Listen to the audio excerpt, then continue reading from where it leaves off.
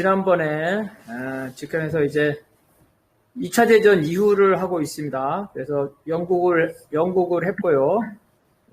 그래서 좀 영국 노동당과 그 다음에 영국 총연맹의 관계죠. 조직적 관계. 누구? 참 이영국 동지 괜찮아요. 이영국 동지 안 들었다. 그래서 관계가 조직적 관계라는 걸 했습니다. 그래서 총연맹의 그 산별위원장급들은 당 중앙위원회죠. 당 중앙위원회에 해당되는 부분에 참여할 수 있다. 이렇게 얘기를 했고요. 그 다음에 여기 학습. 네, 요거 한번 우리 박건영 동지 읽어봅시다. 둘째, 노동당은 대처 정부 시기 오랜 야당으로 남아있으면서 노동당과 노동조합과의 밀접한 관계 자체를 선거 패배의 원인 중 하나로 인식함에 따라 노동조합과 멀어지는 선거 전략을 선택하였다. 1987년 선거 패배 이후에는 내부적으로 노동조합의 지지를 유지하면서도 대외적으로는 노동자들만의 당이라는 인식을 벗어나려고 노력하였다. 이러한 인식은 당의 현대화 프로그램을 통해 당과 노동조합이 일정 정도 거리를 유지하고 있음을 대외적으로 선전하는 효과를 가져왔다. 노동당은 과거에는 유권자에 의해 자신들이 노동조합 대표자 회의만을 대변하는 노동계급의 당이라고 인식되는 것이 선거에는 불리하지만 당의 정체성 측면에서 감수해야만 하는 부담이라고 여겼다. 하지만 노동당은 점차 노동조합의 요구와 전체 노동자 계급의 요구를 더 이상 동일시하지 않았고 나아가 노선에 있어서도 계급 정치보다는 일반 국민을 향한 정치로의 변화를 선택하였다. 그래서 노동당이 계속 집권을 하다가 또 노동당이 집권에 실패했죠. 노동당의 집권 실패에 대해서 평가를 했어요. 평가를 하니까 두 가지 평가가 나와서 항상 그러죠. 좌파에서는 노동자, 그죠? 노동자 표를 결집 못했다. 그죠? 우경화돼서 노동자 집토끼가 떠났다. 이렇게 우경화를 비판했고. 그 다음에 우파에서는 노동자 표만으로 집권하기 어렵다. 국민을 대상으로 한다. 이런 논쟁이 벌어요. 민주노동 때도 마찬가지였어요. 민주노동 때 여론조사 20% 얻으니까 언론기관에서 뭐라 그러냐면 민주노동당은 민주노총당이냐 이렇게 물어봤어요. 그러니까 소수만 그래 우리 민주노동당은 민주노총당이 이렇게 말했는데 다수의 사람들은 아니다. 우리는 민주노총당이 아니다. 민주노총만 대변하는 게 아니라 노동자뿐만 아니라 국민 다수를 대변한다. 이런 두 가지 입장이 있었는데 결국은 우경화죠. 우경화 입장. 노동자 표만으로 집권하기 어렵고 국민 전체의 지지를 받아야 된다는 입장이 강해지면서 영국 노동당이 이제 국민정당화, 국민을 향한 정치로 가게 됐다. 이런 겁니다. 자, 요거는 우리 현근한 동지 한번. 노동당은 1987년과 1992년 총선 패배 이후 새로운 정치 환경에 적응하기 위해 노동당을 혁신하려는 신노동당 노선을 재개하기 시작하였고 이러한 흐름에 부응하여 노동조합 대표자회의 내에서도 과거의 노동조합 운동을 변화시켜 새로운 노동조합 대표자회의로 거듭나야 한다는 반성이 제기되었으며 이는 신조합주의로 나타났다. 그래서 이제 노조에서도 총연맹에서도 국민의 지지를 받는 노동조합 운동이 돼야 된다. 이런 말을 했다는 거죠.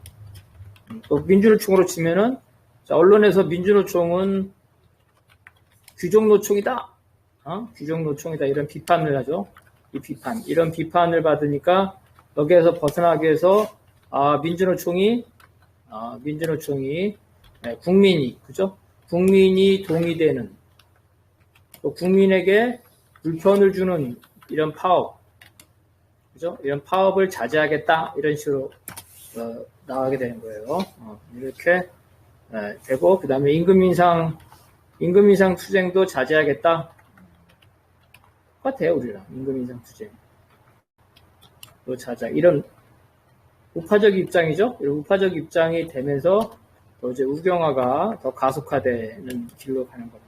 그래서 이렇게 돼서 노동자표를 기반으로 하는 국민정당 이렇게 되는 거죠. 국민정당으로 나가게 되는 이렇게 되는 거고, 그래서 이제 프랑스도 이제 그런 과정을 보는데, 프랑스의 차이점은 뭐냐면 3인주의 사회당과 공산당이죠. 친소 공산당이 있는데, 다른 나라에 비해서 공산당이 강했다. 공산당이 상대적으로 강력한 원내의 정당이었다는 거예요. 영국이나 독일에 비해서 공산당이 강했어. 이게 프랑스의 특징입니다. 자, 그래서 프랑스에서는 어떻게 했냐면은, 자, 2차 대전 때 나치에 점령당했죠? 나치에 점령당하면서 다 정당과 총연명이 불법화 됐겠죠? 불법화, 해산, 우경화, 그죠? 그래서, 이 우경화 돼서 어용 노조만 남았죠. 근데 이제 나치가 패배하면서 2차 대전으로 다시 돌아왔죠. 그럴 때, 반나치 투쟁을 했죠. 반나치 투쟁의 선두에 누가 있었냐면 공산당이 있었다. 그래서 공산당이 있었기 때문에 이 공산당이 그 2차 대전 직후에, 그죠? 전쟁 직후에 큰다란 인기를 얻었다. 레지스탕스 운동을 했기 때문에, 그렇죠? 자, 그 다음에 요거를 한번 박건영 동지에 봅시다. 사회당은 2차 대전 중에 공화국의 방어에 최우선 순위를 두었으며 중도 우파 정당들과 함께 연립정부에 참여하였다. 1946년 1월에서 1947년 5월까지 프랑스는 나치 저항을 주도한 3개 정당에 의해 통치되었다. 1946년 11월의 첫 의회 선거에서 공산당은 30%의 득표와 183석의 의석을 차지하여 제1당으로 등장하였다. 인민공화운동이 29%의 지지와 197석으로 제2당이 되었으며 사회당은 17%의 지지와 105석에 머물렀다. 사회당과 인민공화운동은 북을 및 공산당에 대응하기 위해 제3세력을 구성하였다. 제1당인 공산당은 생산 드라이브를 주도하고 노사 불안을 억제하며 노동자의 요구를 의회에서 해결하려 하였다. 네. 그러나 냉전이 강화되자 공산당은 사회당과 인민공화운동의 연합을 비판하고 정치적 파업을 추진하고 법안에 협조하기를 거부하였다. 그래서 프랑스가 해방이 돼서 이제 처음에는 그 반나치죠, 반파시오 정권이죠, 반나치 연립정부가 형성됐고 거기에서 이제 선거죠. 그래서 제4공화국 선거를 갔죠. 왜 제4공화국을 하냐면 2차 대전 때 나치에게 점령당했죠. 새로운 헌법을 만들었어요. 제4공화국 헌법. 그래서 이걸 제4공화국 재헌선거겠죠.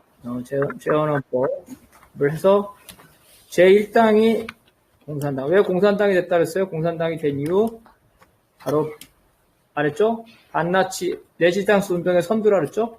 이게 그래서 제1당이 공산당이 됐고 제2당도 역시 마찬가지로 반나치 운동을 한 중도 우파가 제2당 됐고 제3당인 드골이죠. 드골은 뭐야? 망명정부죠. 망명정부의 드골. 국민들이 다 알아. 역시 국내에서 반나치 운동을 한 세력이 1, 2등, 드골이 3등 이런 형태로 됐다는 거예요. 그런데 이 공산당이 어떤 거에 됐냐면 냉전이 되죠. 냉전 시대가 되면서 반소의 분위기죠. 이렇게 이 세계에서 공산당이 이제 어려워지게 되는 거죠. 냉전이 강화되면서. 그래서 냉전 속에서 공산당이 조금씩 이제 그 세력이 약화되기 시작해요. 우리로 치면 그러잖아요. 친북 정당이다 이렇게 되는 거죠. 언론의 공격을 받게 되는 거예요. 자, 그다음 이거를 우리 한계남 노조 봅시다. 1951년의 선거법 개정으로 공산당은 26%의 득표를 얻고도 의석은 18%밖에 차지하지 못하여 15%의 득표를 한 사회당과 비슷한 의석을 갖게 되었다. 전반적으로 새로운 선거법은 보수적 연립정부의 성립에 기여하였다.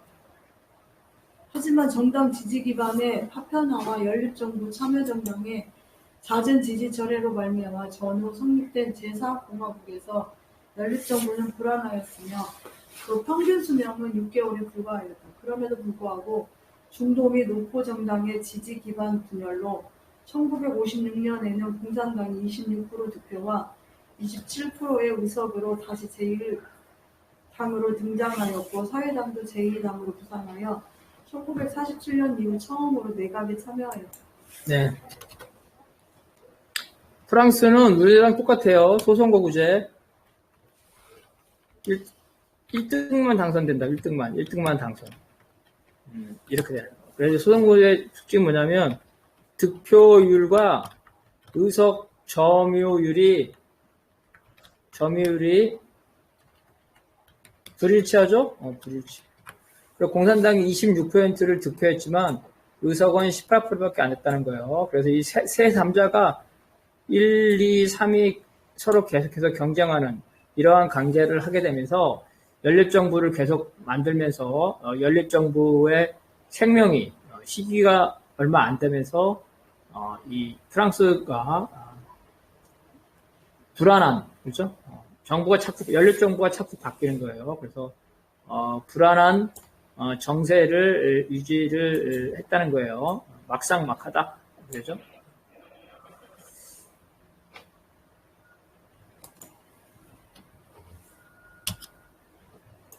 자, 그 다음, 이거 한번 박강준 봅시다.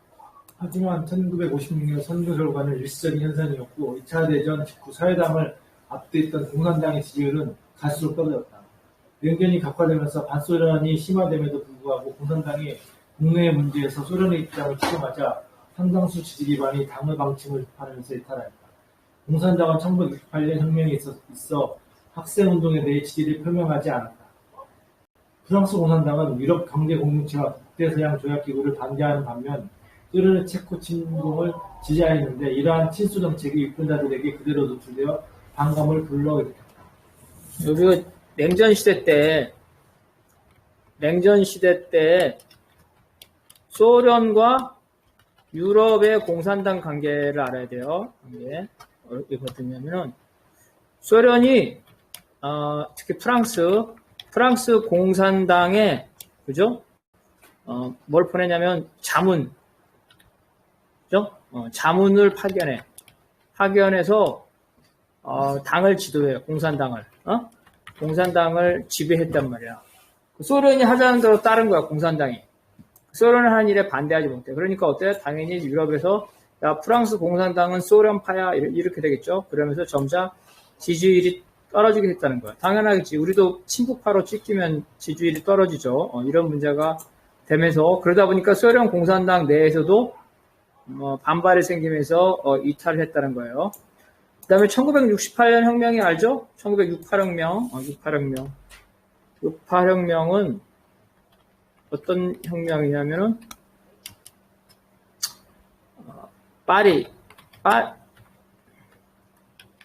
파리의 대학생이 학내 자유를, 그죠? 학내 자유와 그 다음에 과밀, 그죠? 과밀. 너무 많어, 그 과밀. 너무 반해서, 시설이 협소하고 학생들의 복지가 열악했어요. 그래서 이런 학내 민주화로 인해서 이거를 점거를 했는데 이 점거를 진압하면서 전체적인 그 학생 운동 전체로 이 시작되면서 대학 점거, 그리고 이 대학 점거가 공장 점거로 확장되는 거예요.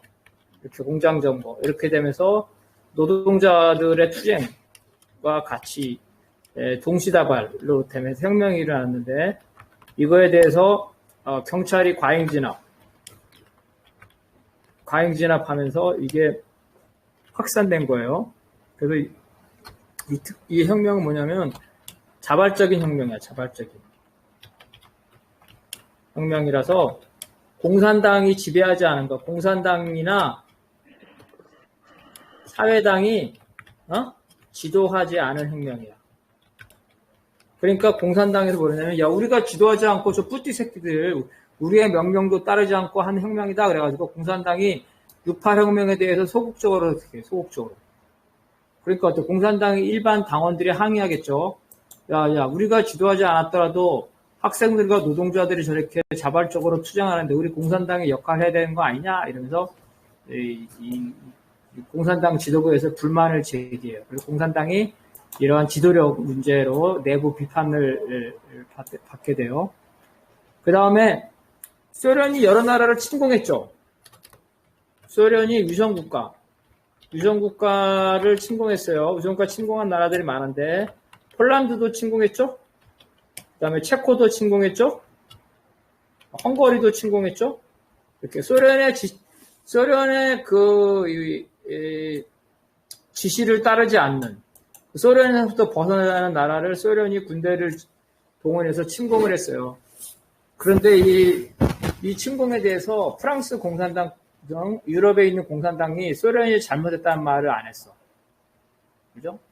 나중에는 소련이 아프가니스탄도 침공해요. 아프가니스탄. 그러니까 유럽에 있는 일반인들이, 야, 저 공산당 놈들은 소련이 다른 나라를 침공했는데 저기 친소파여가지고 그냥 공산주의 빨갱이여가지고 소련이 하는 일은 무조건 찬성하고 반대 안 한다. 이렇게 비판을 하면서 또 프랑스 공산당의 지지도가 떨어지게 돼요. 그 다음에 유럽 경제공동체와 나토죠. 이거는 반대하는, 이거는 맞아. 이건 제대로 한 거예요. 이 반대는. 이런 반대는 제대로 한 거예요. 간단히 말하면 유럽의 공산당들이 소련을 너무 추종하면서 소련이 잘못한 거에 대해서는 비판도 해야 되는데, 그러지 않으면서 프랑스 공산당의 지지율이 떨어지기 시작해요. 그래서 나중에 보는데 그 결정적인 게 아프가니스탄 침공이랑 중국은 천안문 사건이에요. 천안문 사건. 이런 아프가니스탄 침공과 천안문 사건에 대해서 소련과 중국이 잘못한 부분이 있겠죠. 물론 서방에 선동도 있지만 어쨌든 간에 잘못한 부분이 있는데, 이 잘못한 부분에 대해서 언급하지 않음으로써 프랑스 공산당에 대한 불만들이 커지게 되는 겁니다. 친소파라는 불만들이.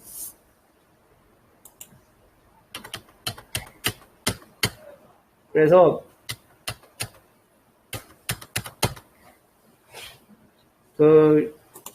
내가 이제 얼마 전에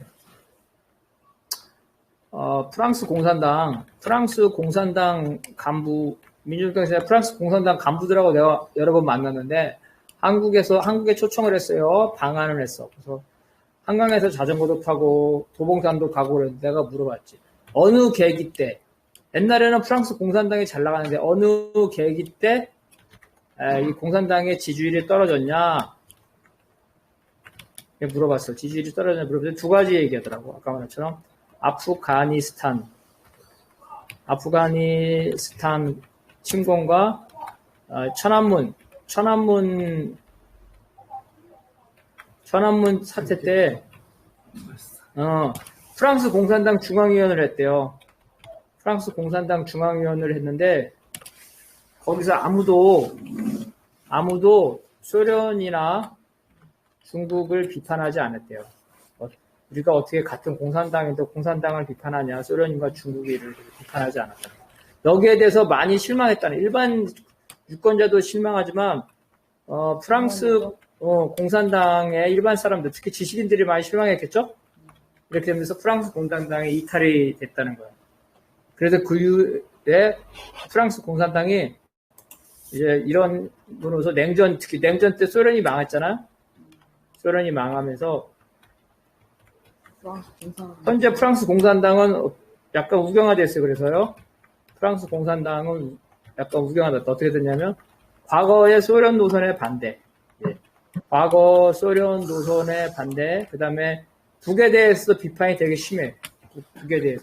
나를 만났는데 나보고 하는 말이 대뜸 하는 말이 민주노동당하고 북하고 무슨 관계냐고 물어보더라고요. 아무 관계 아니라 그랬지. 관계가 있어야죠. 그래서 이런 식으로 프랑스 공산당이 지지가 떨어지게 되는 이런 사태가 된 거예요. 그래서 원래는 프랑스 공산당이 프랑스 사회당보다 더 지지율이 높았는데 지금은 역전됐죠. 프랑스 사회당이 더 지지율이 높아.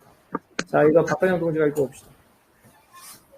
이에 프랑스 공산당은 내부적으로 이념정당의 정체성을 유지하면서도 대외적으로는 소련과 거리를 두려는 유연한 전술을 채택하였는데 이 전술이 구체화된 것이 유로 꼬뮤니즘이며 유로 꼬뮤니즘은 정강에서 진보적 민주주의 국가로 표현되었다.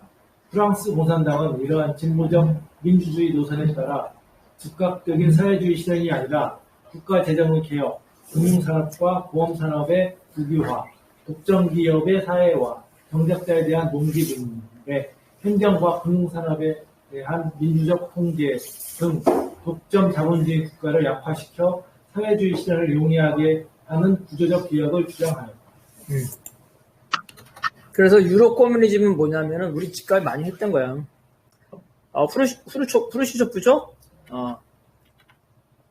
프루시초프가 뭐라고 말했냐면, 유럽 혁명의 길은 소련과 다르다. 이미 그람시가 얘기했다 그랬죠. 그죠? 유럽 모델과 소련이 다르다 그랬죠. 진지전과 기동전이라고 그랬잖아요. 이걸 프루시초프가 얘기한 거예요. 프루시초프로 뭐라 했냐면, 유럽에서는 폭력혁명이죠. 폭력혁명보다는 평화로운 의회를 통한 혁명이 바람직하다 이렇게 말해요. 그죠? 폭력혁명보다는 평화로운 의회를 통한 혁명이 가능하다. 그 다음에 노동자와 자본가의 대결보다는 독점 자본과 나머지 인민 대중의 대결을 주장해요. 이건 뭐 우리가 설명 안 해도 알겠죠? 폭력혁명보다 평화로운 의회혁명이 바람직하다는 게 유럽에서는 그러잖아, 그죠? 뭐 민주주의가 발달됐으니까 폭력혁명하면 일반 사람들이 잘 따라오지도 않잖아. 이거는 뭐냐면 독점 자본은 뭐냐면은 이 자본주의가 발달되면서 이 독점 자본에게 착취당하는, 그죠? 착취당하는 게 누구냐면은 노동자뿐만 아니라, 그죠? 자영업자, 농민, 그죠? 이런 사람도 착취당하고 있다는 거야. 우리로 치면은 뭐 쉽게 얘기할 수 있죠. 원하청 노동자, 이런 거, 원하청 기업,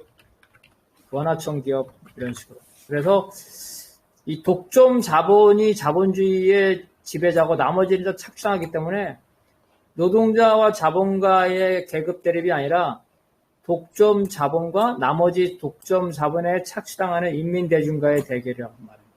그래서 반독점 투쟁. 그거는 독점에 반대하는 사람들이 어때? 사람들이 대다수 인민대중이죠? 대다수 인민대중. 그래서 이들이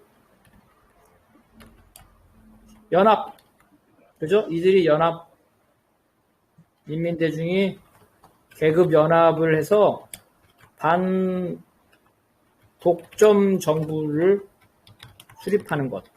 어떻게? 대다수 인민대중이니까 선거를 통해서. 이러한 혁명을 주장하는 거예요. 이렇게 유럽 꼬미즘이라는 거를 주장해요. 이 유럽 꼬미즘을 주장한 국제적 정세는 어떤 거냐면은 미소 평화 공존론이야. 왜 미소와 평화 공존하냐면은 이제 소련은 미국의 공격이죠. 공격을 막을 능력이 있고 반대로 미국은 그죠? 소련이 이제 소련을 침략할 능력이 없어. 그래서 굳이 이제 소련의 안보 문제가 없다는 거야. 소련은 안보 문제가 없다. 미국을 무서워할 필요가 없다. 미국 무서워하지 말고 미국과 소련이 평화적으로 서로 공존할 수 있다. 이렇게 합니다. 그래서 미국과 소련이 평화로 공존하기 때문에 소련을 따르는 유럽의 공산당들도 그 나라에서 폭력혁명을 할 필요 없이 이러한 의회를 통한 혁명을 할 수 있다. 이렇게 주장한 거예요. 이게 이제 크루시프 노선을 받아들인 거예요. 그렇게 되면서 공산당이 그 뭐래? 폭력혁명을 받으니까 PT혁명, 그 다음에 PT 독재를 강령해서 삭제. 프랑스뿐만 아니라 모든 유럽의 공산당이죠. 대부분 유럽의 공산당, 그 다음 일본 공산당, 이렇게 다 삭제를. PT 독재와 PT 혁명을.